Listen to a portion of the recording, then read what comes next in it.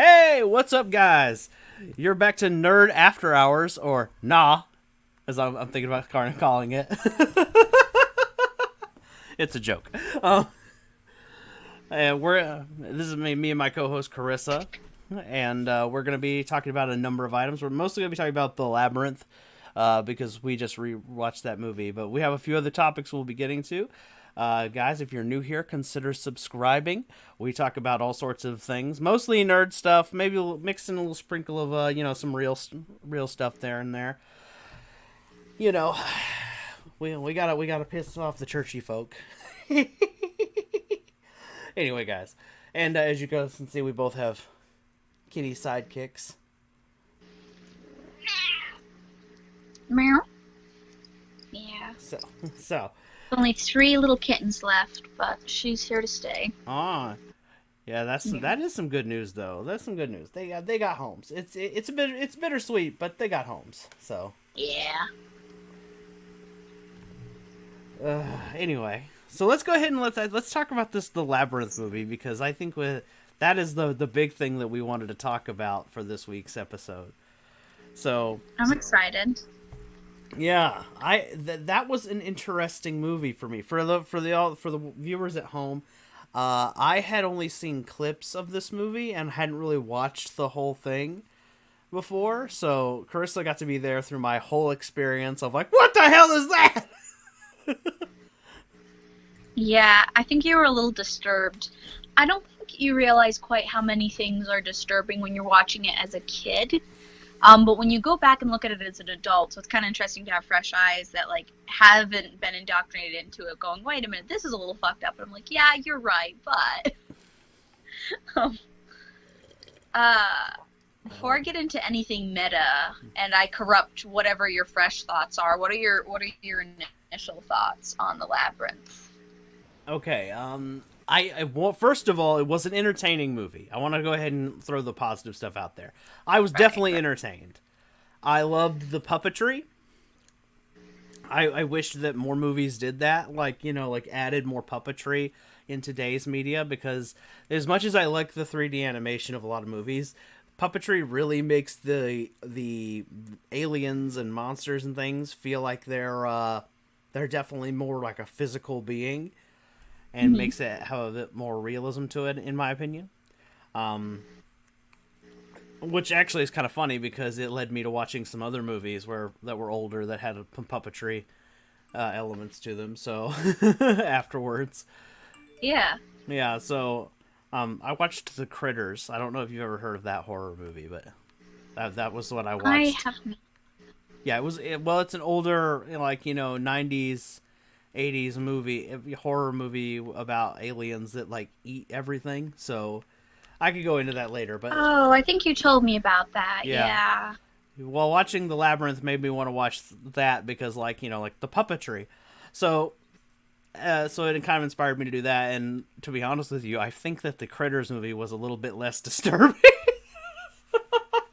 The Labyrinth is basically a horror movie that somebody decided should be a kids movie instead. I Um, It's just, there's no the gore, best there's way no I can blood, put but it. it's I always have mixed feelings about ever doing a remake of it, because part of me, I would like to see them scrap the whole trying to make it a kids story at all and just, use the elements of the book that make it extra creepy and just go ham on it and, maybe make it a little less silly. But at the same time, I think that's what makes it so janky in the first place, is the mixture of innocent kid stuff along with that. So I'm probably defeating the whole purpose by thinking, what if we just made it into an adult movie? Because, plus you could never replace Jennifer or David Bowie. They brought those characters to life, and for me, I couldn't picture anybody else doing those roles. oh, that To be reminds honest, me of I that feel joke like I it made. just, yeah, That reminds me of that joke I made at you, where you kind of got mad at me, where I said, well, they could like CGI their face onto another actor.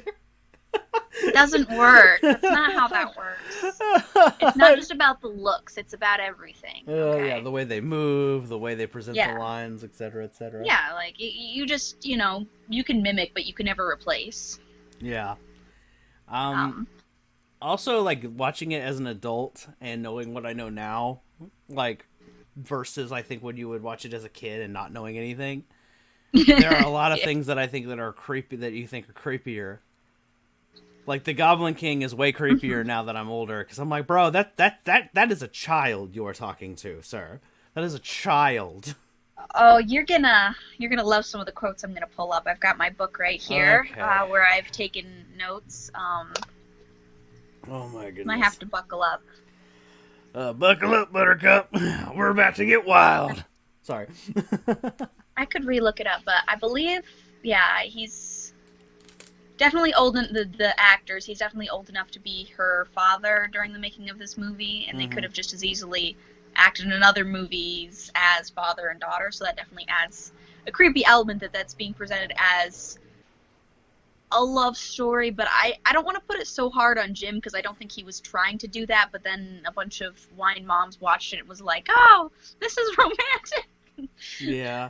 I think it's very also odd to me because yeah. Well, I think that the thing is like you said the actress was 14, right, when they were recording yeah, it? 14 playing a 15-year-old. Yeah. Okay. But you could definitely tell that the way that they dressed her and did her makeup, they like tried to make her look older. Like I think that like, I feel like, well, I mean, because like I looked at her and I could say, okay, you're definitely a teenager, but I feel like because they were trying to make her look a year older, right? Because she's a 14-year-old playing a 15-year-old. So That's I feel just like they were kind of how she looks. I've seen her in other stuff, and even when she was 13 years old, she was playing in an actual horror movie, and she really looked the same. She just has, I think she has a very mature personality. Okay. And a lot of people, so maybe that's the because she deception. just has this very, like, put together presence, I think because she was so, like, she was in ballet and stuff, she'd been acting since she was, like, a small child, so she took everything she did very seriously. There's a different thing she played in where she was like an 8-year-old ballerina, and a little while after the Labyrinth, when she was a legal adult but still younger, she played in a different Black Swan version. Unpopular opinion, I like her Black Swan better than the one we have now. And I think it's more interesting because she's an actual ballet person, so she brought that energy to it. Okay, so basically, it's not the makeup; it's just how she presents herself and her natural. They appearance. really, honestly, that was one thing I really liked was how they really put little to no makeup on her. Okay. And they let her present as a teenage girl would. Okay. I kind of have mixed feelings because I always thought it was because I was really obsessed with the Labyrinth, so I was into like watching all the behind the scenes and everything of it. And as a kid, I thought this was kind of sweet. And looking back now, I'm like, oh, that's kind of creepy. That they didn't make her wear makeup? There's like a clip of because her and Bowie, I guess, got along fairly well during the making of the movie. And, they have like him talking about her and it's like, trying to remember his exact words, but basically he said, she's very mature for her age. I kept forgetting she was just a 14-year-old girl. And you could take that, like, many different ways, but I think the editor really needed to be slapped silly over the face because they overline him saying this with a scene of them, like, practicing the dance and smiling and laughing together, so it implies more, Okay. So... I'm sure that, I don't know, he doesn't give me the vibe that he's creepy, you know what I mean? Like, truth be told... It felt very heartwarming watching it at the time, because it was like, oh... what a tragic love story. That's what 12-year-old me thought. And looking back now, I'm like, oh, no, darling. No, darling. Truth be told, like, I honestly thought, like, but if you hadn't told me that she was a teenager, to be honest with you, I thought she was another 20-year-old playing a teenager. like Twilight. To be honest. No, she was even, it was surprising to me because, she has a very... mature energy, but she was even younger demeanor. than the character she was playing. Not by much, obviously, 14, 15. Yeah. Tomato, But yeah, like what David, I think that's what David Bowie is referring to is like maybe it's just the way that her demeanor is, the way she behaves. I'm gonna give the dead man the benefit of the doubt. That's what I'm gonna say. I want to believe that. It was very interesting watching a lot of the edited scenes because they seem to really be buddy. So I hope everything was fine. I know there was a lot of other projects she was in that weren't quite so cleanly, but Yeah. But, like, I'm still gonna just say he did a very good job portraying a creep, but, Oh yeah, Jareth in the book is much more creepy than Jareth in the movie. I'm yeah. gonna say that much. But Well, mostly you because you know, get to hear his inner dialogue, so you know what his intentions are, rather yeah, than the movie maybe making it a little bit more open-ended, and it's up for you to decide. And there's yeah. some things that they kind of made even creepier in the movie that you wouldn't have known in the book. Well, he's also like he's kind of like a fantasy king, right? Basically, like he's a goblin Yeah. king, so he's kind of like also like this kind of medieval era type of thing. So I don't know. So some of that stuff is kind of like historical accuracy, if that makes any sense, is what I think. Like, but it doesn't change the creepiness, in my opinion. I'm just saying that like maybe that's what the writer was going for, is just just what I'm looking for there.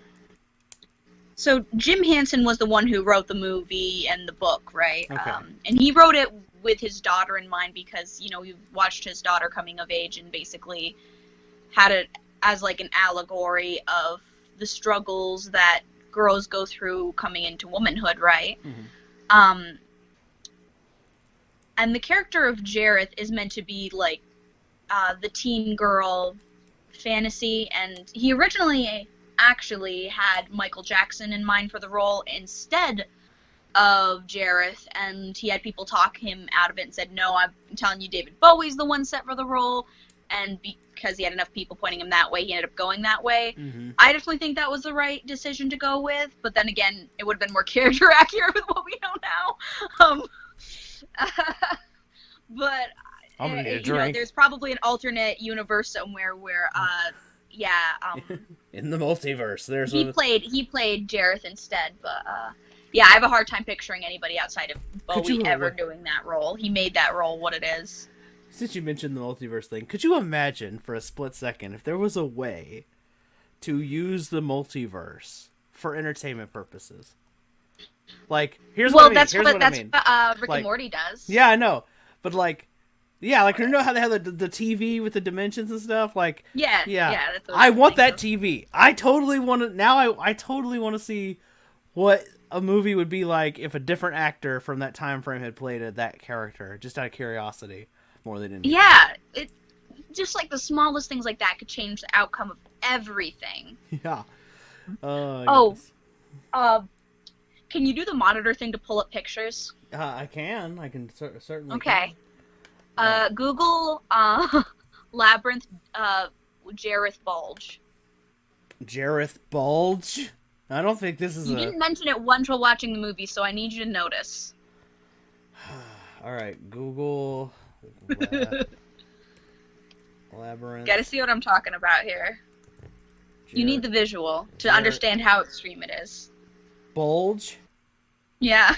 Alrighty. I'm pulling it up. I'm just gonna pull it up for the audience. I hope that's. Yeah. Okay, so people know I'm not exaggerating. They can see it for themselves. Yeah. Okay, so here we go, guys. You need to understand. I'm pulling it up so you guys can see it. Carissa can't see it. It's gonna cover her face for a minute here. Oh, it is? Okay. Yeah, I'm just showing it to you. I need you to see it anyways. All right, I need you to see what exists out there. Is there a reason why we're looking at the Goblin King's crotch? You didn't mention what you can't see how pronounced his bulge is in all of his costume throughout the entire movie. You don't think that's a little sus? So how hard they went on it? So they wanted it to look like he had a giant schlong, is what you're telling me? Jareth's bulge was a lot of young girls' awakening, let's just say that. Oh my god. It's like the sweatpants joke on TikTok. And they mentioned, okay, he was the original sweatpants man. If you notice, all his pants are like that sweatpants color too. So I think that he's the originator of the sweatpants. That's just a theory, a film theory. Anyway, this is going to a deep dive how the Labyrinth. they told Jim Henson, hey, I think the bulge is a bit too far. You're like going out of your way to accentuate the bulge in all these costumes. I think it's a bit much for a kids movie, and he said no. Because he's meant to represent sexuality, so they need to sexualize him as much as possible. I feel like David Bowie's commentary would have been very interesting on this topic. You should watch. Oh my gosh! If you ever get the chance, I would love it. We could add clips, but the different parts where he's talking, And it's just, oh, it's so funny. And I can't get over the scene where Hoggles, like, gets on his knees and begs for me, and you just see this weird puppet creature, like, begging, and you just see this huge slong right in his face. And it's very odd. Nobody It's Google very that. odd. You'll burn your corneas out and have nightmares. Or it'll be an awakening for you. I don't know. Yeah, part of me, it still has a lot of, like, male gaziness energy to it, but I feel like it's something girls really connect to because it's one of the first times you see a character that's designed to be a representation of sexuality that isn't a girl. So it's nice to see something that's just sexualizing a guy. Plus, it's meant to be a fantasy for women, and you can definitely tell he talked to his daughters and everything, like, while making that ballroom scene. I don't know any, even if you weren't, like, into Jareth, I don't know any young girl who didn't, like, goo goo gaga over that ballroom scene. Absolutely gorgeous. You can definitely tell it's made in the 80s because of the extreme hair. Oh, is this that scene where I commented that I was like, I didn't like the masks? You were you were definitely, I could see how visibly uncomfortable you were. Yeah. During I said, it's definitely problematic looking back with older eyes, but, yeah. I mean, for a kid watching it... Me and my close friend who really liked that film, we were even younger than the character Sarah is, and we thought it was the grandiosest thing, and I definitely feel like I need to talk to younger me and give her some therapy, but, I think it explains where a lot of my problems stemmed from, was, Yeah, I think that if you're a young person watching it, you're getting exactly what you're supposed to be getting out of it, which I think is... I mean, it's kind of... I feel like they need to do a little bit more of, like, a PSA of, hey, if somebody does this to you, this is grooming. Yeah, that's not okay to do that. Yeah. There's a lot of other little subtle things that are meant to represent what's going on, like, obviously, 13, the unlucky number, and you can notice other little things. I noticed you didn't catch on to this, too. You can see Jareth's face all throughout the kingdom in different scenes. Oh, like you know how, like, I have an angel gag in the short little movie I made? Yeah. It's that, but Jareth's face. And you can see his face in the rocks in a bunch of different scenes, and, I mean, it's not clearly stated, but I believe it's meant to represent, like, the fact that he watches everything, he sees all, he controls all. I mean, come on, I didn't notice the statue until the clutter scene or the trash scene. Like, come on. You need to really pay attention to that opening scene, because obviously there's a lot of clunky acting and stuff. Once again, done much better in the book, because I could definitely tell they just didn't care about the human interaction scenes. They wanted to get to visual gags and stuff. Mm-hmm. Disappointing, but I understand they didn't care about that part of it while making it. But all throughout her room, you can see where all the different inspirations come up. Obviously, like the poster with the abstract wall making. You see that little, I forgot what they call it, the little, where they have a little female who turns and it's a music box. That's a ballerina music box? Well, it's not it wasn't a ballerina with that one, but usually they have ballerinas. Yeah. But you see that's going to be the dress that she's in, because that's a fantasy of what she sees as beauty, and he knows that, and he's able to create, her fantasy. You see the statue, that's the Goblin King. But the biggest thing that I noticed you didn't get a chance to check on, and of course this is probably something you're not going to notice unless you're really going ham analyzing things. Mm-hmm. She has a scrapbook, and you see she writes mom with it, and you see, like, a picture of a woman, because we already know she's in a divorced family. The other woman is the stepmom. Mm-hmm. But you see a news clip of, actress in famous show with romantic co-star, and it's a picture of the mom and David Bowie. Wait a minute, so, like, David, that's so confusing. It's like, so basically David Bowie plays the actor... That's her stepfather. Wait a minute, I thought... So, okay, so David Bowie's the... Oh my god, that is... I'm starting to realize how the "what are you doing, step bro" joke is a lot older than I thought.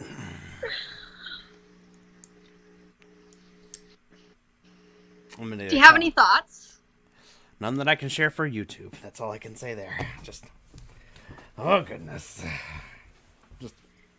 So that can bring up a lot of, is this her is this an allegory for just a girl coming of age and having fantasies, or is it also partially an allegory of abuse? Because we know that is one of the most likely perpetrators for, girls being abused when they're younger is fathers, most stepfathers. It kind of reminds me of So Alice in Wonderland, like that. yeah, so that's one interpretation, which definitely makes it grosser when people like really romanticize it. But there was a lot in the book that kind of made it a little bit creepier for me, because I kind of picked up on that a little bit too, but I never knew what it meant. And this is a cleaner representation for like why she imagines, or he's portrayed as her father and the fantasy man.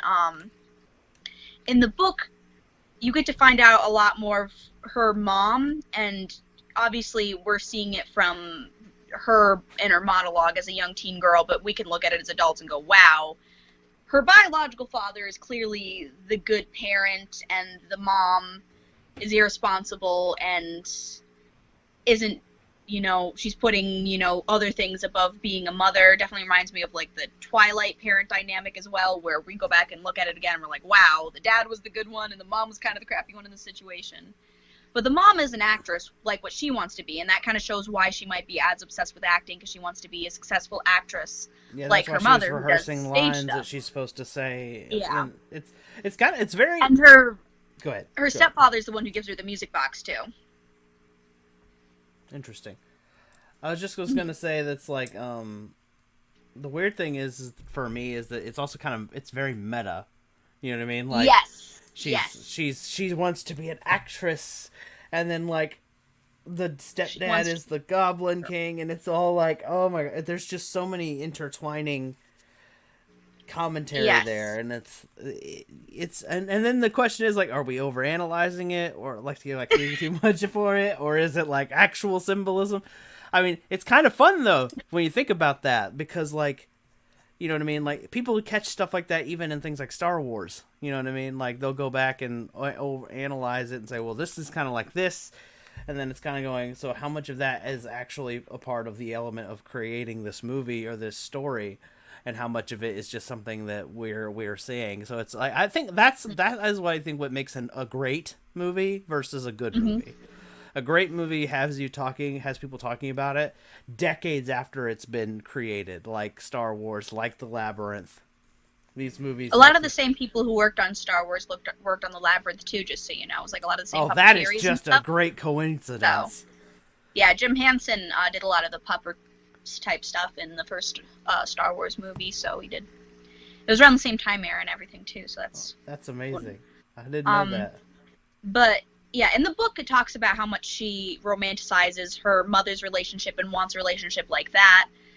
So you could take it as her trying to play a fantasy of her being her mother, and it not being like a thing where she's processing abuse. So I guess there's different ways you can look at it. I obviously there's like the darker side of me that goes like, no, this is a deep allegory about processing sexual trauma, and then there's the other part of me that goes, well, it could be just her literally wanting to be her mother. And I mean, like, most girls go through a phase where they want to be their mom anyways. But take that with what you will. But you can also look at it, is this an actual fantasy, a movie about a fantasy world, or is it about this young girl with mental illness? So that's what reminds me of another thing you were telling me. Is all like, so a part of me was all like, was it a dream? Was this something that actually happened? And you're like, it's up to interpretation. And I'm like, I don't know how I feel about it, because it feels like it feels like a dream a little bit, because like the allies she makes in the movie only appear in the mirror in that one scene, and then they're actually there, and I'm like, is it in her head, or did it actually happen? I don't know. Yeah, I'm trying to look at some of my notes here that I had from when I was like trying to get quotes and stuff and organize my thoughts. Okay, well, while you're doing that, I'm going to mention something else that I thought was interesting that you and I talked about after the movie. So you know that quick moment in the Sorry, yeah, while I have a really good Okay, spot go ahead. that Go would be ahead. worth mentioning. You know how that quick line in the movie where she's just like, she treats me like a wicked stepmother no matter what I say, type Mm-hmm. thing. It was a little bit longer, and in the book, the dad actually sits down, it's much more emotionally sits down and he talks with her. So the full quote from the book, which is basically a longer version than the part in the movie, I don't know what to do anymore. She treats me like a wicked stepmother in a fairy tale, no matter what I say. That's why they. I've I've been tired, Robert, and you know It's very meta. it's hard to have your mother walk out on you, and she's really trying to empathize with her, and this you can see the stepmom is actually very kind, but I don't think Sarah's willing to process the fact that her mom abandoned her for a more luxurious lifestyle. Yeah. Um, It's and Sarah was in her room. It was the only safe place in the world. You see why she's like so obsessed with everything in her room because it's something she can control in her life. Mm-hmm. And that's why she gets so offended by her mother intruding on it because it feels like she's taking pieces of her, and that's kind of where the whole scene of this is all junk comes in, where she learns to stop relying on things so Yeah. much for her identity. But Oh, anyways, go ahead and continue. I thought that was like an allegory against capitalism for some reason. I mean, I guess you can interpret it that way. I see it differently, but No, you're probably right. I think that's One of the things that I was gonna say, and the guys in my audience who have made it this far are gonna really enjoy this part because I know that the Labyrinth is definitely not a movie targeted at young males, to be honest. But that's okay. Not everything has to be for us, guys. Okay. before I get into that, I do want to say this: the second half of the movie very much feels like a D&D campaign. And I even mentioned to Carissa during the conversation about like each of the characters what class they would be in and all that stuff. Like, like you had the gentle giant trope with what's his name? I can't remember it now. Um uh the guy who can summon rocks. I can't remember his name. Uh Nod? Nord? What was his name? It's gonna drive me crazy. I can't remember the character's name. I remember Hoggle and Sir Didymus. You know what? I'm just gonna pull up Google real fast and get it because like this is why we have Google, right? Move this off the screen. They don't need to see any more of David Bowie's bulge. Labyrinth characters. There we go. It's gonna drive me crazy because I'm trying to make the connection between Dungeons and Dragons. All right, so Ludo's the character. Oh, okay. Yeah, so what I'm trying to say is like Hoggle, Ludo, Didymus, and Sarah all feel like Dungeons and Dragons characters. Sarah is the bard who is our main hero, and the reason why I say she's the bard is because she wants to be an actress, and bards in D&D are musical and theater people. So, just everybody knows. Hoggle is like a thief type character. Very much feels like he's a bit cowardly. And then you have Sir Didymus, who's like our noble warrior, who cracks me up at every turn because he rides Merlin, aka Ambrosius. You get back here, you coward! And then you have Ludo, who's the gentle giant, and Didymus is like a fighter type / paladin. Ludo is like the gentle barbarian who doesn't want to actually fight anyone. Anyway, so that's what I mean. It felt very much like a D&D campaign. You had a maze, and the enemy is like the Goblin King. Like, it's the second half of a movie. The movie is literally a Dungeons and Dragons campaign. You have the 4 misfit heroes up against this all-powerful Goblin King. Okay, that's all I had to say on that. Oh. I have a lot more interesting notes, but I wanted to let you go off on that. Go off on One my thing I tangent. forgot that I'm glad I looked at my notes for, because I haven't gone through and been rereading the book in a while. Mm-hmm. The stepfather's name is Jeremy, which is very close to Jareth as well. Oh my goodness. No. So I had one little thing wrong. Here's an actual quote. The music box, her mother had given for her 15th birthday, and we know that her mother left at the age of 10. So she's just seen her mom for the first time in 10 years, and that was what she gave her. Mm-hmm. So it wasn't the stepdad who gave her the box, it was her mother.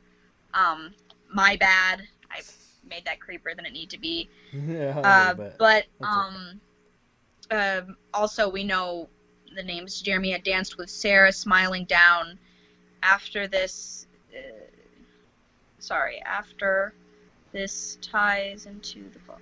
Oh, that was enough for myself, So, but we do know, like, when he spends, like, a day to try out a date with her, we know he smiles at her. So I think that's where, like, she starts romanticizing. So I think, like, through the context clues of the books, she more so is romanticizing her mom's life and wanting someone like that boy. So maybe it's a little less creepy than we thought. Mm-hmm. That's just, I don't know.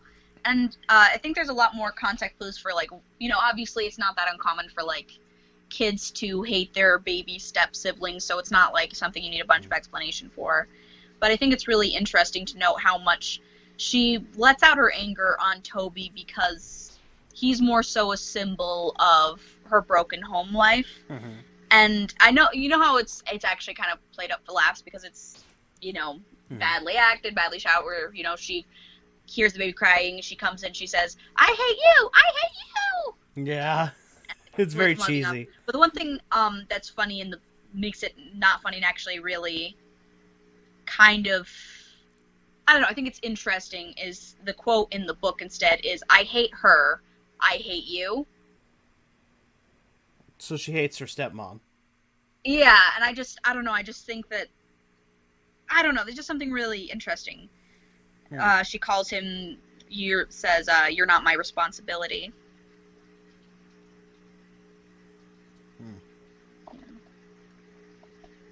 That's... Oh, shoot, I don't have the other quotes here. I'm trying to find the quotes, this is why I wish I'd actually gone through and finished rereading it. We got a kitty. There's some really creepy quotes. Maybe I will go back and re-find them next time so I'll have the exact right words. I didn't realize I hadn't gotten that far yet, because I used to have them written down before, but I lost them, so that's why I bothered re-buying the book, so I could re-get the quotes and everything. Plus, good book. Yeah. It's a good book, so why not own it? Right. But it's interesting because if you just look at the stuff that's in her monologue from her, it can very much just come up as an allegory of a young girl coming up to age. But for some reason, they give Jareth an inner monologue, towards the middle of the book and the end, which makes it feel more like a typical fantasy story instead. And they really make his character creepy with that. So obviously he's already kind of like a baddie, but he's more of a fun baddie. Yeah. With what we have already, but we get his inner as he's like watching her, and he's saying how frustrating it is because she's not young enough to be able to turn into a goblin like Toby, but she's not old enough to keep by him. And his exact quotes is, damn her innocent eyes. But this doesn't stop him from later on, drugging her, which is basically like what you see to Peach, Yeah. Which is kind of, it's almost the reverse Prince Charming trope, because in that one, somebody, like with Snow White, she bites into an apple, and the prince is there to come rescue her, but in this one, the prince is the one giving her a poisoned fruit. And the peach is also very commonly a fruit that represents sex as well. So... Wait, that's new to me. What? I've never heard of that. Really? Yeah, I've never heard I of feel like that. that's kind of a common thing. I didn't know that. Um, well, fun little fact Well, for your bank. So well, now that makes a she eats lot the of things. peach, and then he creates literally her fantasy. And in the book, it notes that she felt like she knew she was too young to be there, and basically, the ball scene is kind of representation of like the old-fashioned sex parties that used to exist at masquerade type things. Oh my goodness. And Jareth isn't the first one to try to, grab on her and whatnot. She's regularly getting harassed while she's here. And if you notice, she's also, like, it's very obviously she's innocent as she goes in. She's in a pure white gown. Mm-hmm. She's the only one who isn't carrying around a mask like everybody else. And, yeah, like I said, in the movie, they're just dancing, and then she runs away from him. In this one, he tries to force kiss her, and she has to get away from him. So, and then you see as she literally is shattering the glass, like she's shattering the dream. Mm-hmm. And you see she's back to her normal self, and she literally falls in the garbage, which is the perfect representation of a breakup I have ever seen. You're literally in this dancing magical ball, and then you fall in the trash, and you see the worm come out of the peach, like it's been corrupted. Yeah, like and then she was like, eating this dirty peach the whole time. And there's just so much going on, and it's all so fantastic. And it's also really upsetting, because there's multiple ways you could look at that, but something that's, stop bullying your son! Jesus, cat. I'm sorry. Mm-hmm. I don't know if you could hear that. Oh, yeah, we heard that. You could just look at that as, like, for me, there's the representation of just seeing that as, like, a normal representation of coming out of a toxic relationship, which, villain and hero relationship, that works for that. But there's also a very popular theory that it's all an allegory for date rape, which also makes a lot of sense. Everything seems nice, beautiful. Then it's, the innocent peach gets corrupted. So a lot going on, and then of course that leads into everything else. And I think it's her. I think a lot of it is accepting, that maybe like your Prince Charming doesn't actually exist, and you have to grow up and take responsibility. And her learning, not to hate her little brother anymore. She finally says this is junk, and then you see her giving up the bear to him at the end. She decides, he's just a baby, and she loves him. But, as I said, there's a lot of different ways to look at it. I like the end where she points out, "You have no power over me," and his whole thing just falls apart. Yeah. You could also look at the whole, I think it's very interesting they also had it so he's constantly playing with balls, too. You can take with that as you will. There's a lot of symbols for sexuality with him. Very interestingly designed character. But... So, I'm not gonna lie, my favorite character is Sir Didymus. He's just funny to me. He's like, "You have bested me!" Oh, sorry, I don't know why. I don't know. And then, he's always in, like when he's surrounded by the Goblin King soldiers, he's just sitting there like, so you have decided to surrender. And his weapon is a stick. It's just a stick. It's not even a sword. It's not even, a real weapon. It's just... He's just like... I'm sorry. He's literally no bigger than a house cat, and he's just over here, the most confident... I'm sorry. Sir Didymus made the movie for me. I'm sorry.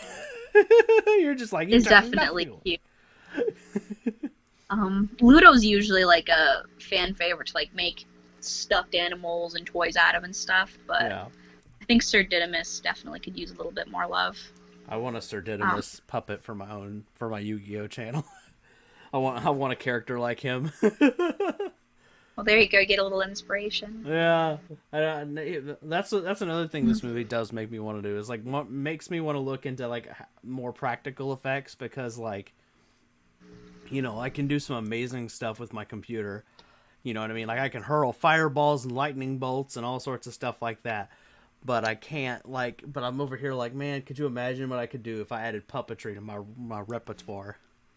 If there was a way for me to like, you know what I mean, do stuff like that with puppets too. I could be a one man show over there on my Yu-Gi-Oh YouTube channel. You mentioned there's some stuff in the book. Is there anything different from like maybe the ally characters like Hoggle, Ludo, and Didymus?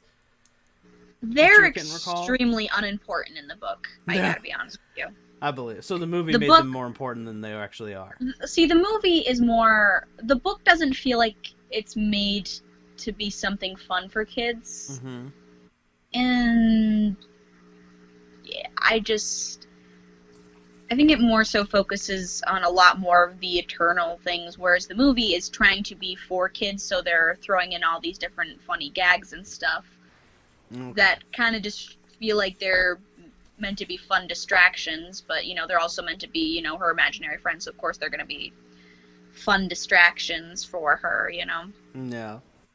Or the bog of eternal It goes into, like, some girl. I thought it was kind of interesting that one of the girls who bullies her, his name is Alice. I took a note of that. Just kind of funny, Meta, because Alice in Wonderland. Yeah, that's kind of funny. I was going to say, in the book, so these is the bog of eternal stench in there, like the farting bog? Yeah. Okay.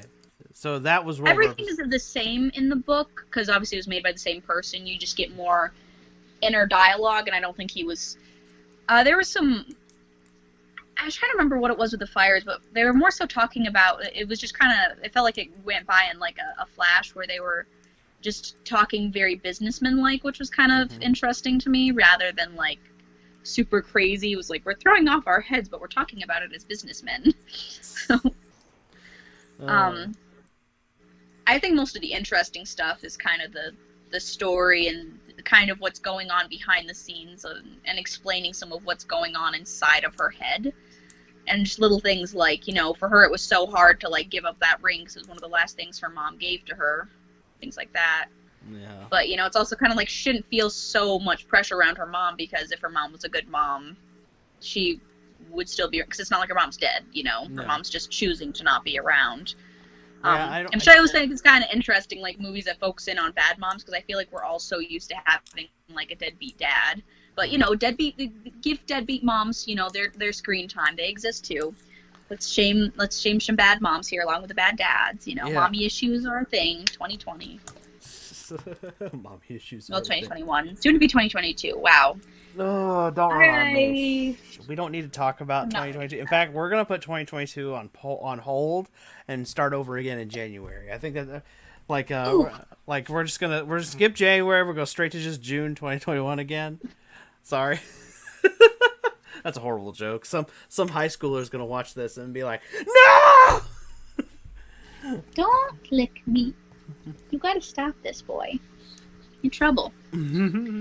But so I don't know. I think I got out most of my rant. Sorry if that was a lot. I just have a lot to say on the Labyrinth. There's a reason why I was originally going to try to do like a book club thing, and then I just am bad at things, so it never happened. But I have the book, and I started rereading it, and then life happened. But there's a lot to say. I feel like you could make an entire podcast just about the Labyrinth itself, which is interesting because it's such a small thing, but it's very good for analyzing and overthinking.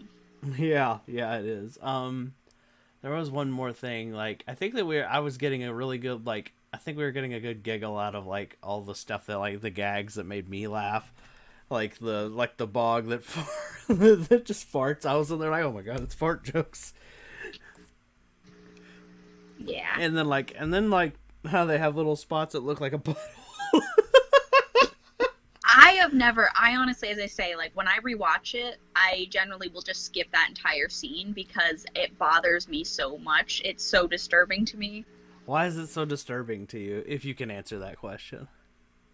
Repeat the things you were just saying. The Aloud the again? farting I'm bog. It's listening. funny. It's hilarious. They got It's the little, disturbing. You're they got, literally seeing like out of all the things swampy in that buttholes movie, come out of the that's ground. the disturbing thing. Not the animal people. They can like move their heads, like No, that's funny. That's funny. oh no, or I'll like rewatch that a million the times. goblin people. They're just like look horrific, but yet they're No, but they're throwing not a baby buttholes coming out around. of the ground. Like all the things in Farting that. buttholes coming out of the ground in a swamp. Yeah, I'm sorry, that's that's the just most it's gone disturbing too thing for far. you. I'm sorry, that's I found the line. It's been crossed. We're not going over it again. No. That the line was crossed from like 8 scenes before that one. Okay, I don't care what you say. Everything in that whole movie is disturbing. Period. It's a great film. Oh, I didn't think to talk about the hands at all. Oh I kind of see yeah, that. that I scene. think Oh my god. there's a lot of little things like that where once again I see that a lot as the representation of you know girls getting sexualized at an early age and like the hands groping her as she's going down a hole. You can see that as really meta as well. Also, the commentary, "You're hurting me." Yeah, That's a quote. but by the saying way. like we are helping you. You always see that a lot of victim blaming and trying to say but would you like us to let go? Like there's a lot going on. There's a lot going on. You could break it down scene from scene. Yeah. Um, Of course, also the spinning tank thing was like, what the hell is that? I was like, yeah. Some things I don't know if they mean anything, but there's little things like that I definitely think are very creepy and can mean things. And I definitely see that. That's like one of the scenes that are definitely very popular for making fan art of. That's one of the amazing things about Labyrinth is I always loved us looking on DeviantArt because there was always so many different like gorgeous renditions of people just inspired by it because there's so much you can do with it. That was one of my favorite things to make art of growing up too. I made a few pieces as well, but nowhere near as amazing as like the stuff other people have made. I just googled it. Some of it's actually really good. I'm not gonna lie. Oh yeah, there's some gorgeous stuff out there. I'm not gonna Honestly, lie. that'd be something Jareth I'd love looks to a lot start less doing again. Is creepy like making Labyrinth art. Yeah. Jareth. I don't even. Yeah. He looks more like a mythical being and less of a creep creep when the people draw him. Well, I don't know. It's very hard because he's very good at playing the part of a seductor, but you should not root for him when you watch it. So No, which the movie does do a really good job of that. They definitely let you know who the villain is. Like you don't root for him at all in the entire movie. Like I did not think Jareth was a good person from the get-go. I was like, no, you're the villain of this story. Period. a lot of people like him. A lot of people do root for him, though. Especially young girls watching it. They're like, no, I would take me back to the ballroom. Take me back to the ballroom. I have no commentary for this part. None whatsoever. Yeet you. All right, so this I think leads to the next one. Is you recently were watching a show called Cloud 9, and I know nothing about this show, so tell me about it. I was just browsing Hulu because I like having very like lighthearted shows to watch, especially if I'm coming back from work or I'm just stressed out. I want something pleasant to escape reality from. Mm-hmm. And it basically, felt a lot like an Office type thing where it's characters just working a normal job. But for me, it was definitely really funny because even though it was obviously meant to be like a parallel to shows like The Office, it felt even a little bit more relatable because Cloud9 is basically a parody of Walmart. Mm-hmm. So it's one of those really crappy jobs working, 9 to 5. You see how corrupt the companies are and everything. And it's very lovable, and it's always this back and forth between.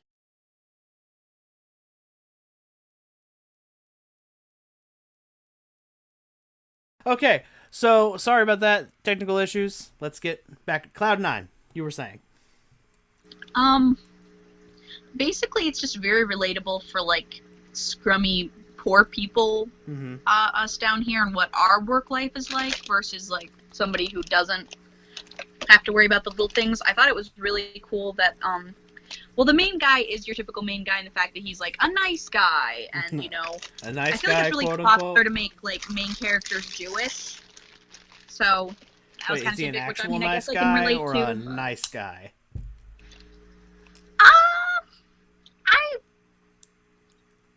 I would say like it's still that issue of like, oh, you know, somebody who says they're a good guy or kind of need to reflect a little bit more, but he's like he's not obnoxious. He's not like one of those people that are gonna be like, oh, you owe me sex because I paid attention to you type thing. Okay. But definitely like you're constantly giving yourself more credit than you should type of guy. Okay.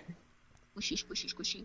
Like, his character is still really unique, but the one thing I like is his love interest, who ends up being just as much of a main character as he does, and it takes a while for them to get together. I think it was like, you knew that like they were going to, but it was like more of a matter of when. I think it was 3 or 4 seasons in, and the show Wow. itself is only 5 seasons long.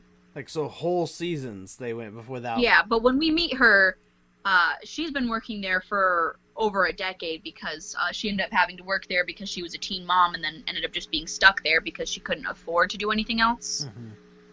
So she's, you know, a married woman with a child who's a solid kid when he meets her, but it doesn't really stop them from forming a connection. Mm-hmm. And I find it really interesting because it doesn't feel like that ever is brought up to make her less desirable, and it was just really refreshing to see a character like that because I feel like that's always something that's treated as like women are used up. So to see her as being seen as extremely desirable and that not being something that's makes her lesser than, I thought was really nice. To just see a portrayal like that. And we just, I don't know, it's really wholesome because even if they don't have together, we get to see like these two characters that have this really great friendship. Ooh.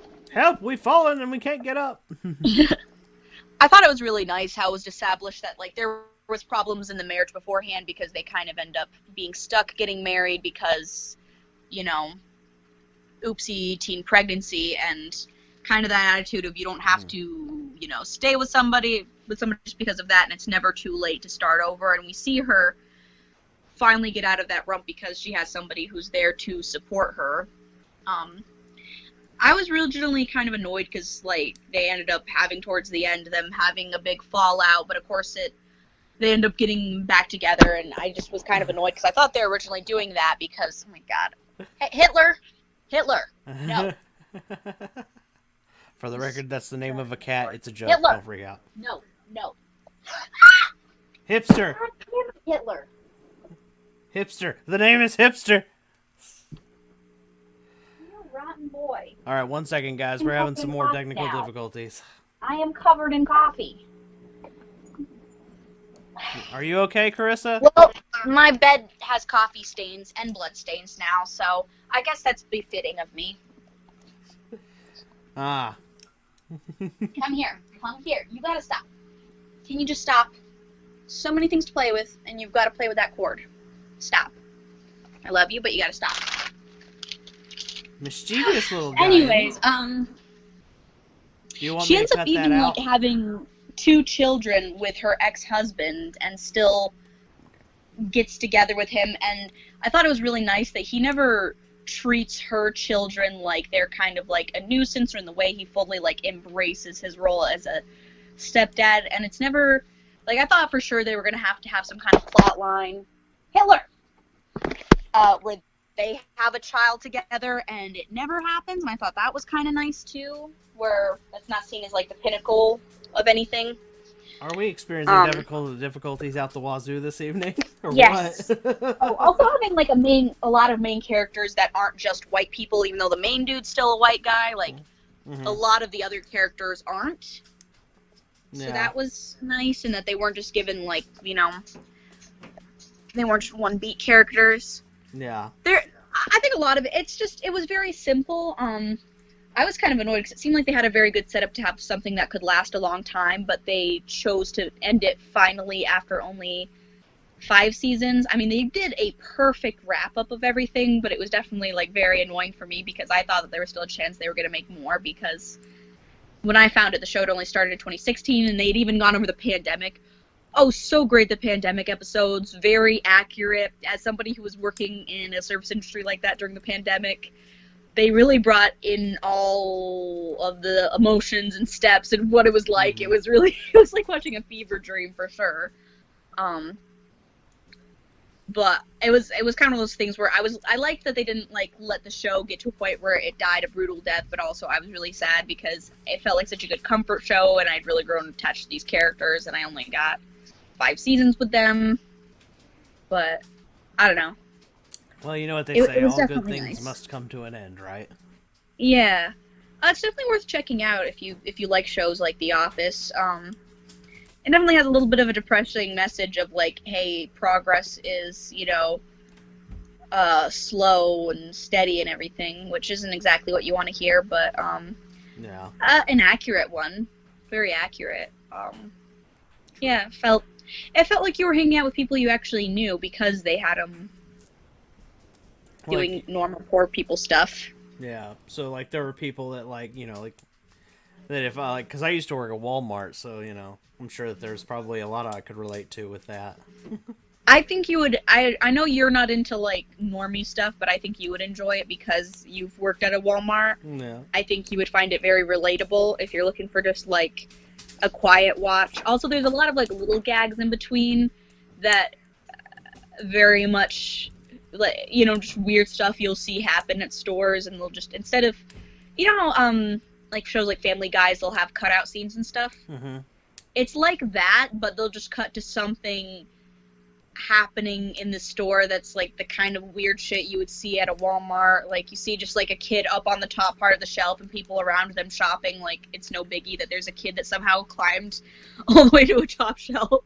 Like, it's just little things like that throughout the show. So it's kind of one of those things where it's a good quiet watch, but it's also something that would be good for like rewatching, because you could catch little things like that, like little visual gags. And there's things that, come full circle. I love attention to small detail like that. He's being a little terror. He is a terrorist. Look at him. Look at this little monster. No wonder you didn't get picked first. Oh my goodness. I was gonna say this reminds me of a story from when I worked at Walmart. You've heard this story before. I don't think my audience has. So the story is I used to be a cart pusher for Walmart. Now, I don't speak for the brand of the company, and trust me, you don't want me to. So anyway, all jokes aside, so this is a true story. I was a cart pusher. And one of the jobs of a cart pusher is that you had to help people carry their stuff sometimes from the store. Things like swimming pools, things like that. We were expected to help like old ladies, but get their groceries in their car, etc., etc. So we get called to do a pool, right, for an older woman. And me and one other person go over there, and then the other guy helping me, once we get the pool to her vehicle, I have no problems helping her out. But basically, he leaves because he's got to go to do another carry out, and I get this pool inside this lady's car, and then she kind of gets mad at me. She's like, "All right, now get in, so you can come set it up at my house." And I'm like, "What?" This woman literally wanted me to go with her to her house and set up this pool for her, and I'm like, I can't do that. That's not a service Walmart offers. And then she proceeds to berate me. She's like, "What do you mean?" I'm like, I can't go with you to your house. I mean, and I'm like, the only way I'm not looking to get kidnapped, ma'am. Yeah, right. I'm not looking to get sold to the mafia in parts, because I'm sure the black market will want my liver, among other things. Anyway, so yeah, that was definitely not gonna happen, obviously. And the way I diffused the situation was to say, "Look, I'd go with you if I could, but my boss would fire me," and that was the only way I was able to like lower the tension, was by being funny. But she was definitely very serious and very angry that I was not going to help her set up this pool at her house. I find with working with boomers, they're either really kind or really mean. There's like Yeah. no in between. Yeah. This was, by the way, for the record, this woman had to be at least 65 years of age, and yes, was a white woman Of course. with a really bad hair dye job too. Like, and I mean bad. Hey, why? Leave it alone. Hey, look at me. Look at me. You gotta leave it alone. So many things. Just the few things you're not supposed to have. You gotta get into. I mean, you gotta stop. Okay? You're being a stinker. You're being an absolute stinker. He's lucky he's cute. That's all we can say to that. No, I can get away with anything. Yeah. So I don't know. I was like gonna kind of finish watching it to wrap up my entire feelings, but simple, cute, relatable. I don't think it's gonna be anything like groundbreaking in comparison to some other shows, but I definitely think it. Maybe time will tell. It like just ended, so. Yeah, you never know. It could get a spin-off. Supernatural is a show that I like that's possibly might get one. So you never know. Yeah. Well, I don't know. I just, I would definitely like to see more shows like that because it's nice to see something that you can relate to a little bit more sometimes. Sometimes you want escapism, sometimes you want relatism. Yeah, I agree. I prefer escapism over relatism, but everybody has their thing. Which is actually kind of, what's actually, speaking on that, what's actually very funny? I like Yu-Gi-Oh, right? Obviously. So there's like this, speaking on escapism and relatism, it's really funny because like I'll rewatch Yu-Gi-Oh, one of the later series, Arc V in particular, for a little bit of escapism, right? But there is an element of it that is relatable, which is actually kind of fun because the hero of the story, it plays the game with circus monsters, and he calls himself an entertainment duelist. So all of his creatures in his deck are like clowns, trapeze artists, they're animals you would see at a circus, that kind of thing. And I kind of relate to him in one aspect is that because I, like him, am an entertainer. That is what you being... Like, honestly, when you're a YouTuber or a TikToker, or maybe you make jokes in Instagram or whatever, like, at the end of the day, when you're a content creator, at the end of the day, you're an entertainer. You're the same as a guy who works at the circus, a guy who is a street performer, a musician, where that's just kind of, I don't know, I just find that kind of interesting. So the idea was like, I related to him in the idea of being an entertainer, so I don't know. I just, when you brought up the idea of relatism and escapism, I was like, well, actually the one of the Yu-Gi-Oh animes I like so much is a little bit of both. Mm-hmm. So, because I can relate to a lot of the issues, like it comes from being a performer, messing up a trick, or in my case, messing up a line or something, or an effect, and having to go back and do it again. So, and then being that I like the escapism because it's like, oh, he's still the hero of our story. He's basically saving the multiverse of Yu-Gi-Oh with circus monsters. How funny is that? It's actually, and fun fact, in the Yu-Gi-Oh space of things, he's like one of the most hated protagonists. Like if you tell a Yu-Gi-Oh person like who's been around a while that, oh, I like this protagonist from Arc V, or not Arc V, Arc 5, they get very like, you like that one? It's just kind of funny that the one that's very much about the entertainment player is the one that's most heated. Maybe it's because he saves the world with like I said, maybe it's because he saves the world with circus monsters instead of like your typical boy shit, as you put it. Like all the other protagonists have like a theme to them. Like the first hero has like very Dungeons and Dragons type of thing. The second is like junk cards, so it's like recycling. That's the third one. The second one is like superheroes, and like the fourth guy is like has these weird like ga ga ga do do do, like these words that are like, I don't know what you would call that. It's just basically like this double wording monsters. That's very weird. Anyway, the point being, And then you have the last hero, whose monsters are based off of code, like, and used like coding terms for like when you're coding programs.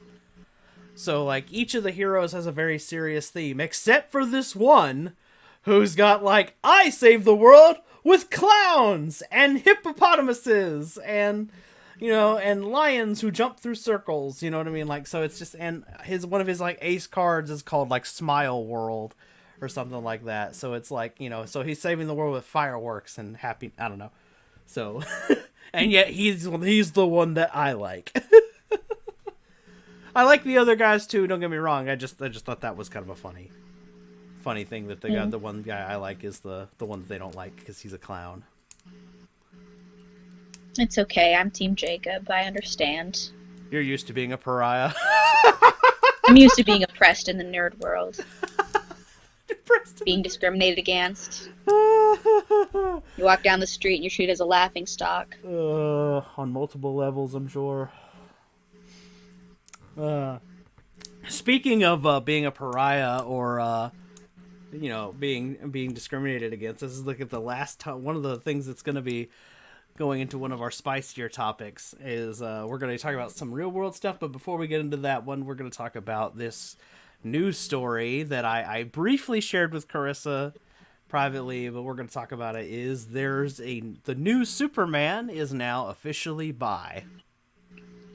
So I was going to ask you about that. So is this like another person taking up the Superman name, or all right? Do you remember? Is this like just like a new version of the actual Superman? I was kind of confused by that. Okay. Do you remember when we were talking about Jonathan Kent, the son of Superman? The son, yeah. Yeah, he took up the mantle.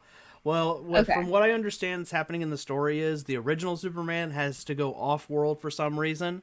So John is Superman now in this world. He's like, I'm not, you know, his dad isn't here anymore. He is Superman. And they showed out that he is now bi. Canonically, he bats for both teams. And his first ally in the first comic turns out is now his boyfriend. I thought it was a bit extreme. They went with like the full-on pink hair and stuff. But I was also like, you know what? You know, sometimes you got to go hard or go home. It's just funny. But I was confused because I don't see the original, like, not that it matters that much what the character sexuality is, but I just felt like that was like a really strange addition to the original Superman because I feel like he was very straight the whole time. But I was like, I mean, I guess why not? But I think that makes a little bit more sense to have like his son be, you know, rather than him. It feels like it's really late in the game to change that crucial of a character. Right. Well, his son this is actually the first line of his story that's like, you know, because it's like he's a new character. He's not Clark Kent. He's a new guy. So yeah, I know. So that's I think that's the good thing about it is like also we're getting a Superman that is, you know, he's talking about real world problems. He's talking about problems that are like you know, like this is what we talking about. I think in episode 2 of this whole series. You know, we talked about how, like, he deals with real-world issues in this super heroic way. Like he almost gets into a standoff with the police and the military, you know? And then now he's canonically LGBT. I was like, oh! I feel like this is definitely made to make every conservative angry. That's definitely what it feels like. I'm all for it. I can see why you enjoy it. You can see why I enjoy it. I'm like, yes, make more. In fact, just make the whole gay Justice League. I want the Rainbow Justice League. I'm ready. Is it bad that the straight guys over here are like championing? Yeah, give us a Rainbow Justice League. I'm just saying. I'd be okay with it. I'm 100% okay with it. Just because it, like I said, if it makes conservatives mad, I'm like, get over it. Like, honestly, they need to get over it. All right. There can be there's tons of iterations of these superheroes. You know what I mean? Across the multiverse of the DC and Marvel. And you're mad that there's one that's gay. Come on, there's a Superman who's like green and, you know, wears like the opposite colors and all sorts of stuff like that. There's a Superman that's a dog. In a bunny man version of Superman. I'm not kidding, by the way. These are like real versions of Superman. that exist in other realities. There's like a bunny that's from Krypton, that's like the Superman of one universe, and he talks and everything. I have bean toes. Yeah, pretty much. But like, you know what I mean? So like, but like, and that's too far. Like, truth be told, though, they conservatives get mad about like, you know, they get mad at everything. They're mad, like literally, they're like, why is everybody LGBT? Because representation matters. And this is what's going to lead us to the last topic. This is the connecting story, because remember I told you there was going to be a connecting story to the last topic that we have. I have a friend of mine who him and I used to work at this play. Well, it was about Jesus, right? It was his whole story, basically. And this buddy of mine actually got fired for being LGBT. Oh, really? Yeah. Well, the official reason he was fired was because he didn't show up to a scene. So he got fired by somebody else. I don't even think the guy that fired him actually had the right to fire him, but nobody stopped him. So he got fired, and the real reason we know is because he's gay, not because he wasn't at a scene he was supposed to be in. Because the scene that he wasn't in, he was never blocked for. So like for the people at home who don't know anything about theater. You have certain scenes that you're blocked for, and this guy said, no, everybody who's a townsperson has to be in every scene with townspeople. And I'm like, and what do you want him to do? If he was never blocked for that scene, he's just going to be standing there not doing anything, not looking like because he's not going to know what he's supposed to be doing for that particular scene. Especially because, like I said, it's not a scene he was blocked for. So I go out there and... because I'm a townsperson in that particular scene, which is really funny because that whole play is problematic, but we'll get to that in a minute. I'll put you this. They did make us do some stupid things. Anyway, point being is, so basically that's what he was fired for. He was fired for not being in that block scene. What the real reason is the guy was looking to. Which, ironically, that guy, the manager or whatever that fired him, was also a cop. So, yeah, that's so... Full circle. Yeah, full circle, pretty much. And so he was basically fired for being an member of the LGBT, because he's bi, he's not gay, but you get my point. He was being fired for being openly member of the LGBT in a Christian play. By a police officer who worked there as a manager.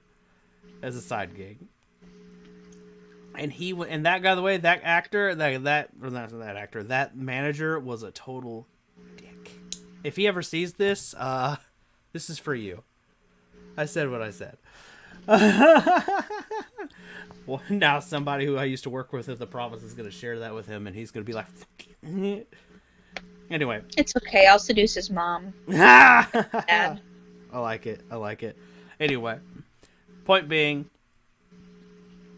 I feel like this Superman in particular, because my friend also happens to be a dark-haired person, like John and Clark Kent, and so his favorite character, by the way, was Catwoman, so you would like him.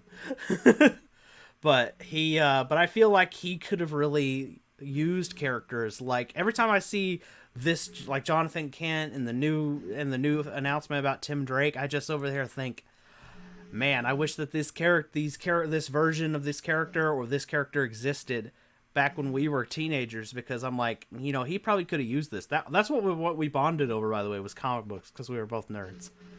We both loved comic book stuff, and I was just over it. So every time I see a bi superhero, I just think, hey, look at this.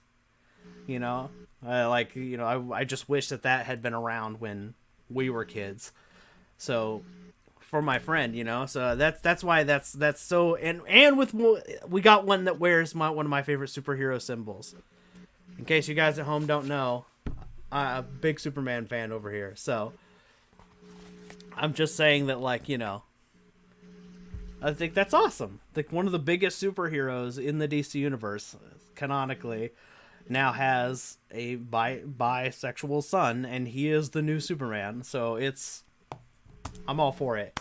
and it's all got this. His story is awesome too, because he's like, I don't know. I think that I think Jonathan Kent is going to do more for the DC world than I think Clark Kent could ever do, because he's not, you know what I mean? Like, he's not even just an alien. He's like Clark Kent is. He's half human. So he literally like, hey, no, Earth is 100% your home. You don't have another. I mean, that was one of the things that we mentioned in that one episode. Is like Clark also talks about how, like, well, I only feel like I can go so far, but he also points out, well, but you were here, and that is also very symbolic for immigrant people too, because, like, I would imagine that somebody who immigrated to a country and then has children here, and then their children grow up being American, and then so they feel like they have, so it's like, it's like, hey, you have more say than I did here because you were born here. So it's, Yeah. I love all the symbolism in this. So I'm really excited to see where this character's story goes.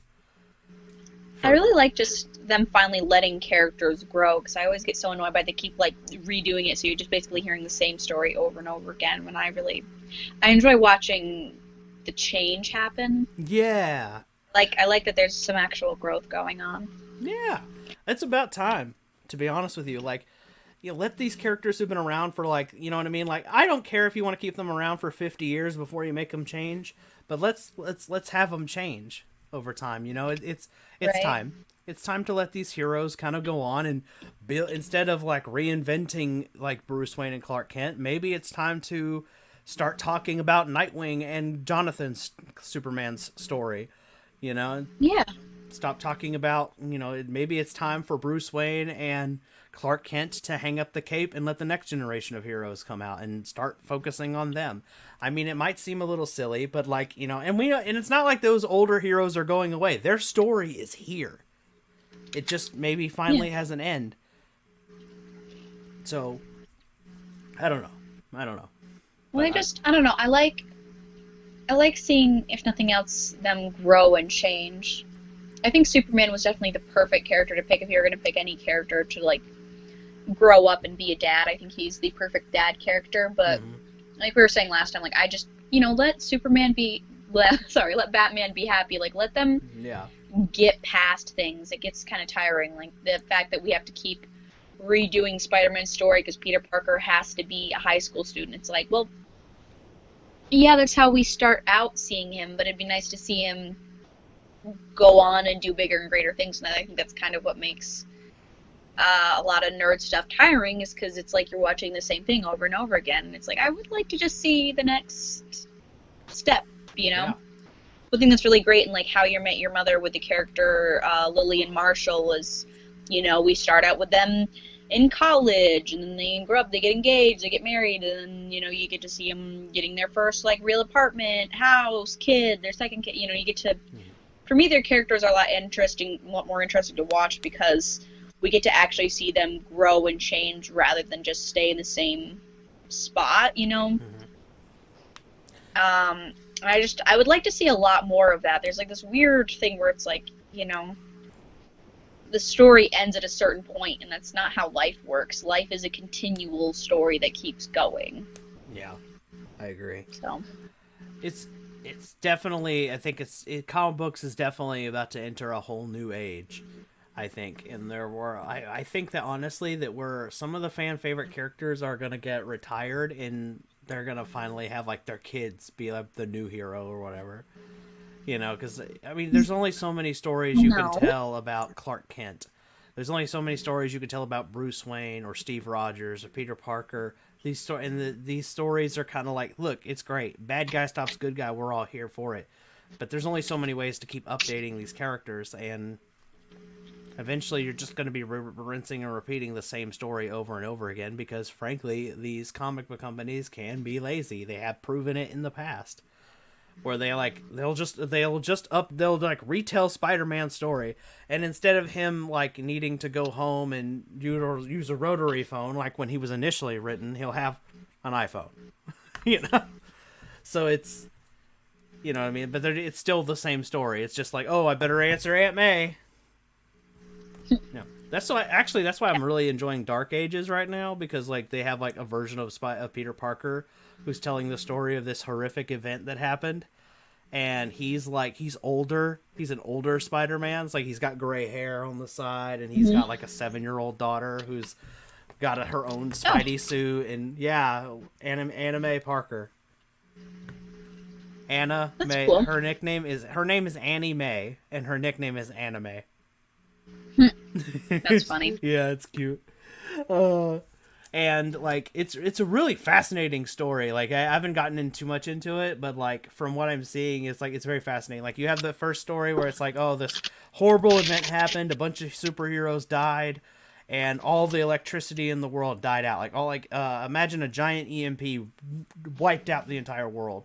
So now Iron Man and all the world's smartest humans got together via telepathy, like with Professor X and Psylocke and Jean Grey, and now they're like trying to solve all their problems. So like all the superhumans are like helping create like safety cities, because with the lights out, the big bads are evil mutants and like Dracula and his hordes. Like monsters have actually taken over kind of, and like so now they have like safe, it's very like medieval ages meets like steampunk. It's with modern heroes. It's very fascinating. I'm really excited to see where this story goes to, because I think we also got like evil Miles Morales with like a Carnage symbiote. I'm not sure, but it kind of looks like him. And we've got like Iron Man in a steampunk outfit, and Iron Man has learned how to do alchemy. He literally figured out how to turn lead into gold. And he's all like, well, this trick would have been useful before the lights went out. So, sorry, that was in the comic book. He literally turned lead into gold chemically.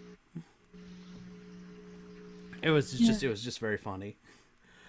So it's a fascinating story. Like, and you have literally like Dracula and Apocalypse, the X-Men bad guy. They're like teaming up, and they're like, I don't know what they're trying to do, but I'm excited to see where this goes. So it's like evil mutants and like vampires and werewolves and other night creatures. Like Blade is like a member of like one of the Avengers teams. There's like multiple Avengers teams around the world. And one of and it's funny is because he's on the same team as one of the Wolverines, and it's the female one, X-23 Wolverine. She's like leading this new team of Avengers, and like Blade's on it, and like I think Honey Badger is on the team too, which is like her little sister. And she's all like, I'm ready. And then she does this, like the Wolverine claws, except a stake pops out. It's kind of cool. Anyway, I don't know. I like these new stories. They're they're going in bold places they've never gone before. You know, and I'm excited about it. Which, fun fact, since we're talking about things that piss off conservatives, you know, like change, the last topic is something that me and Carissa have in common. We're about to do some religious trauma bonding. Oh. That's a joke. Remember the thing that's on the thing was we're talking about things that Christians banned from church. There's a lot there. Yeah, that's the last topic I have on the list. So this was inspired by a TikTok I saw, and I thought it would be fun for us to share some of the things that our churches were like, no, you shouldn't have that. So, would you like to go first, or should I? Actually, you just go first. That way I can add in whatever stuff that might have been different for me. All right, so the big thing that my church was very mad about is they didn't want any kind of trading cards. Whether they be Yu-Gi-Oh, Pokemon, anything like that. They were much like, this is a gateway to the devil. It's basically like a rehashing of like the 80s and 90s, where like they were railing against Dungeons and Dragons. And in my church in particular, I had a youth minister who was vehemently angry with me that I brought Yu-Gi-Oh cards. And one of them was a mummy. And he was like, well, mummies are connected to Egypt, and Egyptians worshipped false gods. So therefore, these are demonic, and you shouldn't bring them into the church. That was like his whole spiel. And yeah. So that's my first story. What about you? Um, Harry Potter was a big no-no because they did witchcraft in it. I don't know if that was the same for you. They didn't Um, talk about Harry Potter. They did talk about Yu-Gi-Oh, ironically, and witchcraft, but they did no. never mention Harry Potter. Twilight was a big no-no because it romanticized vampires, and vampires are evil. I did Um, experience that. I did experience that. oh my gosh. A big thing was learning or bringing in any knowledge that wasn't connected to the church. Like everything has to have God at the center of it. And I'm just somebody who enjoys learning and listening to people with different perspectives than me. So YouTube was a big, fun place for me. And I started looking because they were always very open into like ghost and demon possession type stuff because that's very biblical. Mm-hmm.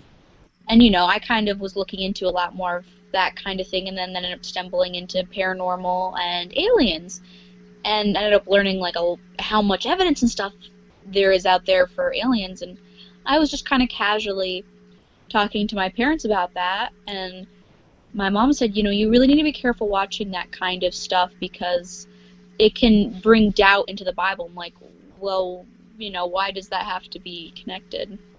Said, um, we already know aliens aren't real because if they were, they would be in the Bible. And I said, well, what if they just were mentioned in the Bible? And she's like, no, the Bible has everything in it. So I'm like, so there's no opening up or learning new things. You can only study what's in the Bible. She said yes, and that was the beginning of my doubt of it because I was pretty much being told, you really shouldn't be opening up to anything new or different because it could cause doubt. I'm like, well, if this is something that could be, you can break down to so easy, then it couldn't be that good. Yeah, I was gonna say like it's kind of funny when you think about that, like how Christian, especially well, I'm not gonna say all, but there's a good chunk of Christians out there who are so like their faith really is so fragile, and that everything is a threat to it. Everything, equality is a threat to it. Science is a threat to it. Comic books are a threat to it. Video games. It's like if all of these things that are just not connected to this Bible, to this religion in any shape, form, or fashion, are a threat to your faith, then your faith must not be very strong to begin with. I'm 100% with you there. That was, yeah, because it's very funny to me because when I was originally looking at this stuff, it was because I wanted to know better how to convert people to Christianity. Is the funny part. Yeah. When I looked at like a lot of like atheist argument stuff, but it was very frustrating to me because it's like this, people actually have explanations. You can explain things, and I found once I let go of that, the world seemed to make a lot more sense and was a lot less frustrating. I got the same feel when you mentioned aliens. I got the same feel when I talked about it because I was like, I used to have a fascination with them a little bit, and they were like, and then remember I had a guy at the same place. Remember that I told you the story with my friend a second ago. At that same play, I literally had a guy literally tell me, "Oh, those are demons." I'm like, "What?" His So I think one of explanation of the some aliens. cutesy things that exist is these little kids playing trading cards. But No, no, no, no. I was talking about like literal aliens, like the signs, like like the crop circles and flying saucers. His those are the demons. explanation, 100% of all of it was demons. Same thing my dad, yeah, that was the same kind of thing my dad said was that it's, Satan trying to cause doubt, so he sends demons and it's so silly. Everything, a lot of it's just really silly, and you're just like, knowledge is seen as evil because anything that could cause doubt is bad, and it's just like red flag, red flag, red flag. Yeah, big red flag. Yeah, there's a lot of stuff that when I go back and I relook at, just really, really creepy. But music was a big no-no. Like any kind of music that wasn't talking about God, and I really liked rock, pump. I liked stuff that sounded good. So, that was seen as like a huge, big no-no. And some of the stuff I was listening to, I was probably too young to listen to. But like, I don't know, probably still less toxic than the Christian stuff. I don't know why. I just thought about somebody. There was a big thing of like, Go yeah. ahead. Oh, No, go sorry. ahead. No, you go ahead. Your story's There's just this big thing of like, you want to watch this, we'll find the Christian version of this, like, instead of a High School Musical, you can watch Sunday School Musical. And just like everything, there was a Christian version of it, and you watch the Christian version of it. And the Christian version of it was always just bad. And I would try to explain to my mom, like, these are, you realize you're just kind of being You're just making Jesus scammed. ripoffs, Like, they and don't, they they're bad. purposely don't put effort into these things because they're just made because they know Christians will buy them. And if I said things like that, it was like a big, like, oh, how could you say that? Because it's true. You're being scammed, literally. These people don't care about you. It's always so silly. Oh my god. Yeah, pretty much Trump was the needle that broke the haystack, but I had a long, slow decline. Yeah, actually, you know what's funny? Like, I feel like that guy really did I will say this: if there's any positive impact that Trump has created, it has definitely made people go over the edge if they were already like on the fence. You know what I mean? Like, I viewed myself more libertarian left when I was before the 2016 election, and that guy just pushed me right over the edge and went, nope, never mind, I'm with the progressives on this one, screw this shit. I literally went over the line and said, nah, I'm out of here, screw that nonsense.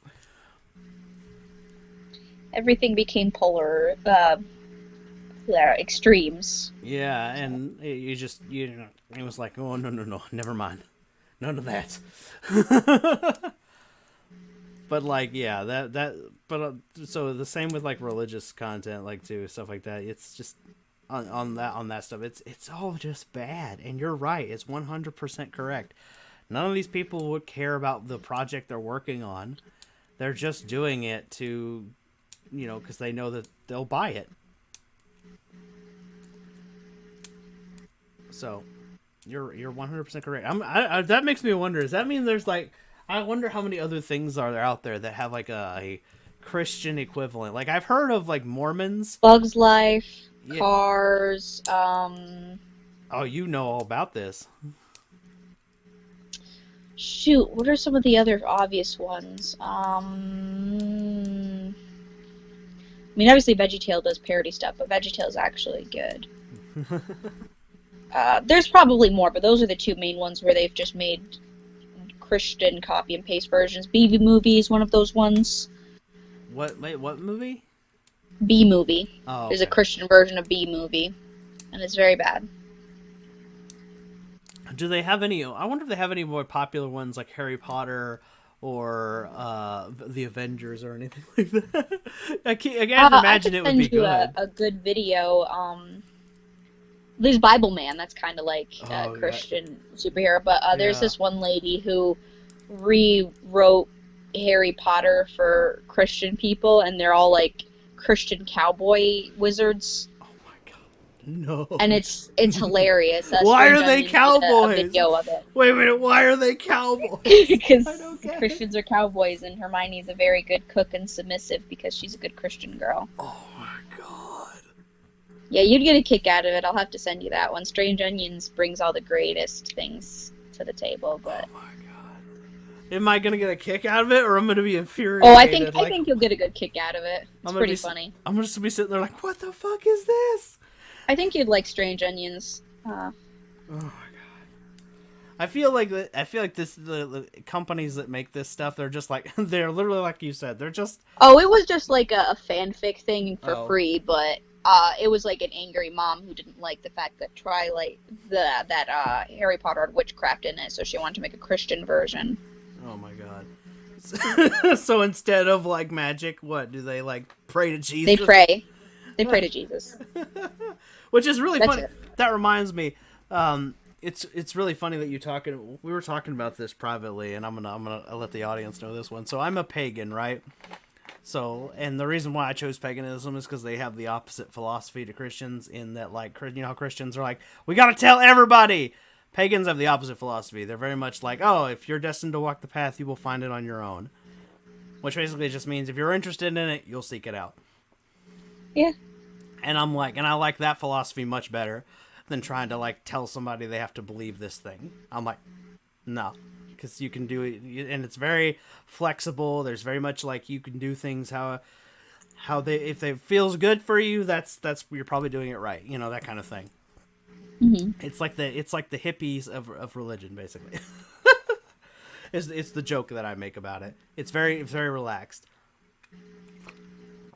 Anyway, that being said, so the one of the things that we were talking about, me and Carissa were talking about this privately, was that literally witchcraft is in the Bible all the time, and like half of the heroes Now. of the Bible are doing things. The things that they're doing are exactly the things that pagans are doing in a lot of their stories. And so it's like, and the example I gave her was like Moses parting the Red Sea. That's witchcraft. God gave the power to Moses to do something. That's what, when pagans witches cast spells, that's what that is. That is basically asking a Using a deity magic to stick move to things. move water. Yeah, exactly. It's exactly. He's just moving things in their favor. Is what pagans are doing essentially. In a nutshell, this is very simplified. In a very simplified manner, what pagans do with their witchcraft is they're asking for things to be, basically the deck to be stacked in their favor. And you're gonna tell me that it's just Moses is just doing a supernatural version of that, basically. Only he's like, aha! You know what I mean? Like that's literally what all witchcraft is. Like literally, that's what it is. You would be asking a higher being to put through you make a change. So, for example, like Moses parting the Red Sea. Moses didn't do that. God did that. Moses, you know what I mean? It's the same thing that witches do when they're like, the only difference is they're wanting, good luck for the day. Something simple like that. But you get what I'm saying. It's literally the same thing. And then there's rituals involved in Christianity too. You know what I mean? Drinking blood, Yeah. eating the body. Yeah. I remember that was a thing, by the way, back in the old days. Like I remember somebody telling me, like historically, that was one of the reasons why pagans were bothered by Christians, because they were like, "Oh, you guys are crazy. Y'all are like eat your god or some weird shit like that. That's fucking weird," Like they thought. Not wrong. And then the Christians were like, "Oh, we're so bad at marketing with our puritanical ways. You know what we're gonna do? We're gonna let the pagans celebrate their holidays, but they had to make it all about Jesus." So literally, Christians have been doing this with everything. That's what these movies are. It's just Christians going, look, you can like the Avengers, but you got to make them about Jesus. Yeah. So Jesus is on the Avengers team instead of Thor. Iron Man's suit is now powered by a cross that Jesus gave him. Captain America's doesn't do drugs anymore. He's just got Jesus drugs powers. I'm making this as ridiculous as possible. Instead of the Hulk, you have Samson from the Bible. I'm sorry, I'm making horrible jokes over here. Ugh. I'm just saying, like, that's literally how Christians. I could see a Christian company, like, if they were gonna make a Christian Avengers team, it would literally have Jesus on it.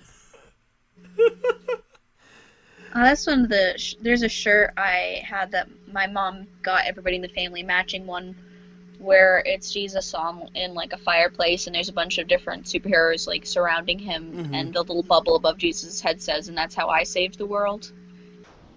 Oh my goodness.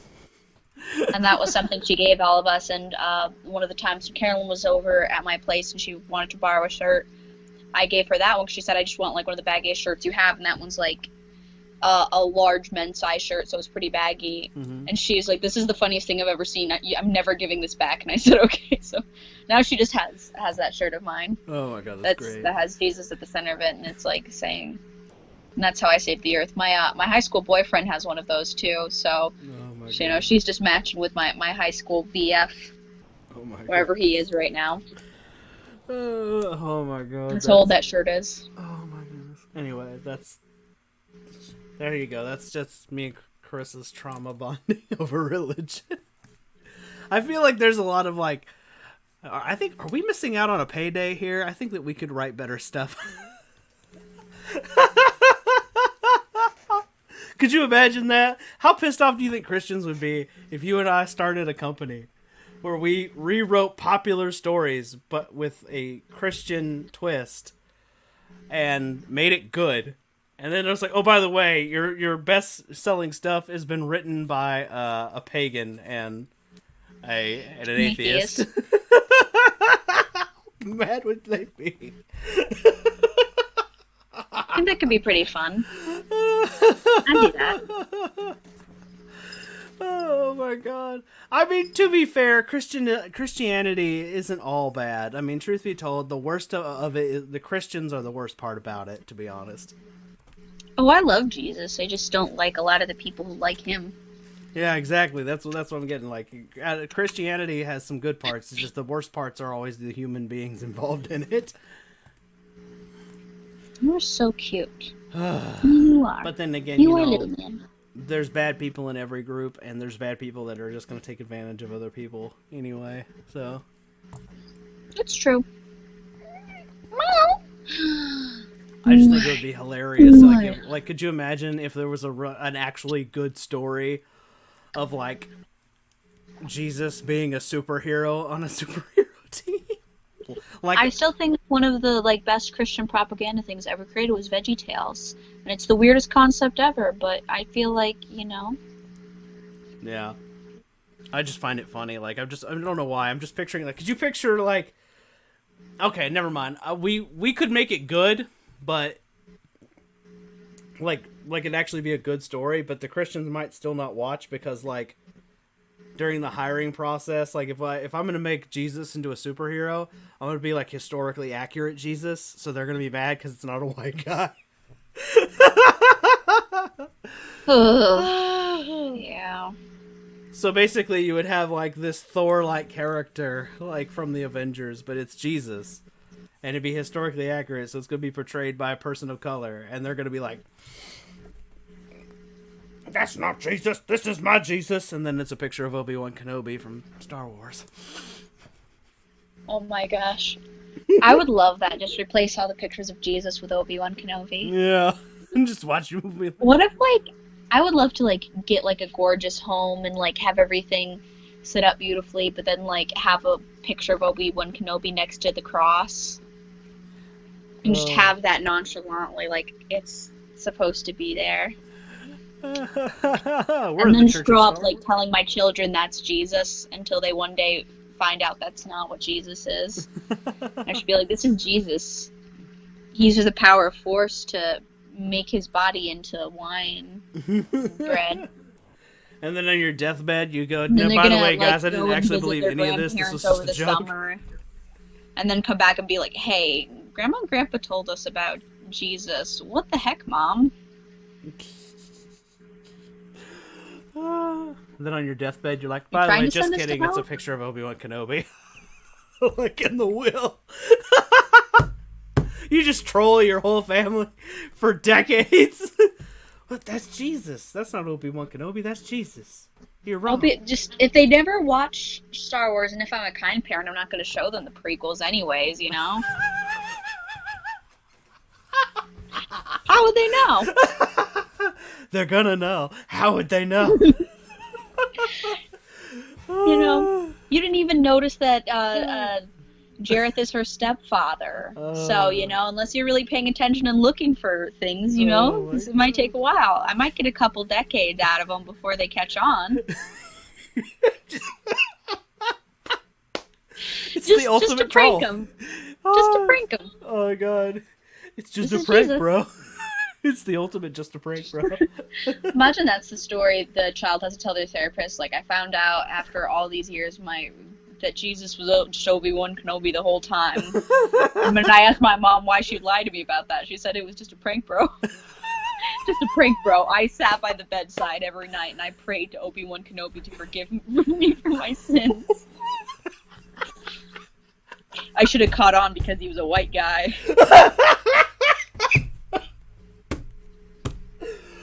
Oh my god!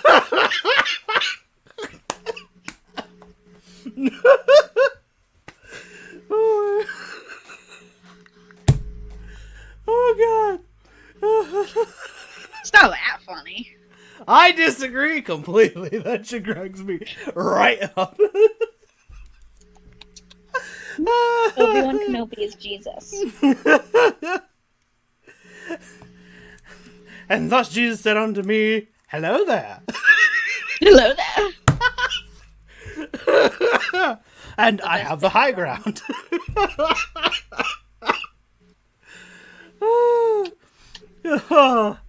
Oh, thank you, Carissa.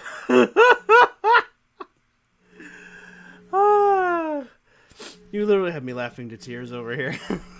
You know, I just have all these great things planned. Oh my god, that's brilliant. You know? It's just brilliant. Oh god. I don't believe in forgive and forget. I believe in traumatize your parents back. You know, I know I'll get what's coming to me, but you know, at least I'll make it interesting.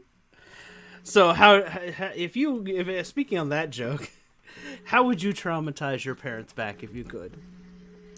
I mean, besides becoming a rich, successful, dirty leftist. I'd like to become a stripper at some point. I like this idea. And then say that it was their parenting that did this to me. Oh my god. I'd like to become a leftist politician. Oh my god. And you're on your stripping routine, it's just playing Trisha Paytas's I Love You, Jeez. Oh gosh. So that's just cruel. Yeah, to the audience, maybe. They're like, what the hell is just this? Openly gay everywhere, like just make out with girls on camera just for the shock value. You know? Oh my god, it's great. You know. It's great. So many different methods. Oh god, I love it. I love it. I'm here for it now. I'm gonna be the cameraman through this entire event. Alright. Walk this way. Walk this way. Talk this way. Sorry. Sorry, I thought about the song. Anyway. Oh my god. I think that's a good high note to end on this episode. So Jesus is Obi-Wan Kenobi. Oh, Jesus is Obi-Wan Kenobi. That's good. Ooh. What? You should make another Teespring store, but for like just link it to your existing one and make like Obi-Wan Kenobi Jesus shirts. You know, it just like it's a picture of Obi-Wan Kenobi and it just says I love Jesus. Oh my god. Or, you know, have you seen this man? His name is Jesus. I don't know, you can get really creative with that. Oh my god. I don't know if I could get away with that because it would be using that actor's likeness, but that would be funny. If I could. Oh my god. I mean, what's he gonna do? Think he's checking up on all these little Teespring stores? I don't know. I don't think so. I don't know, but it would be funny. I think he has better things to do with his time. He's making a Stephen King sequel movies. He's got other things going on. He's got real successful people things. I dare him to sue me. I want him to sue me. Are you just hoping to see him in court and get an autograph? I think that's what all this is for now. I think this is all about listen. Everybody has a crush on Obi-Wan Kenobi, and if they say they don't, they're lying. They're lying. Listen, if you ever have a problem in life, simply seduce the person trying to sue you. It's really easy. Oh my god, that's brilliant. Simple problems have simple solutions. Oh my god. Alright, well I think that's a high note to end on. Alright guys, make sure you subscribe to the Nerd After Hours podcast. We're here once a week and we're just talking about this random stuff. I mean, this was great. I mean, I laughed so hard today. Oh man, for anyone who made it this far in the audience, if you in the episode, if you haven't subscribed, what are you doing? Carissa's a goddamn genius. Oh god, I adore this woman. Anyway, guys, let's get out of here. I just touched my cat's balls. Ew. I gotta go wash my hands. Alright, we'll see you guys next time. Peace.